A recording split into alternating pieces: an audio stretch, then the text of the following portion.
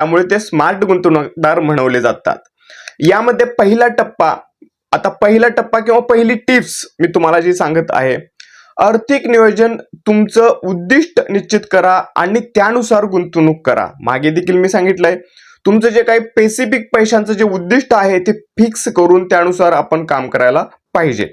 आता दुसरी टिप्स म्हणजे काय, विविध पर्यायामध्ये गुंतवणूक करा. यामुळे तुमचा धोका कमी होतो, तुमचं रिस्क कमी होतो. यामुळे गुंतवणुकीचं वैविध्यीकरण करणं हे गरजेचं आहे. आता तिसरी टिप्स म्हणजे काय, नियमितपणे गुंतवणुकीचा आढावा घ्या. बाजारातील बदलांनुसार गुंतवणूक समायोजित करा. यासाठी तुम्हाला चांगली पुस्तकं वाचणं गरजेचं आहे, नवीन लेखकांची आर्थिक पुस्तकं वाचणं गरजेचं आहे. त्याचबरोबर वृत्तपत्र आपण कंटिन्यू पहा.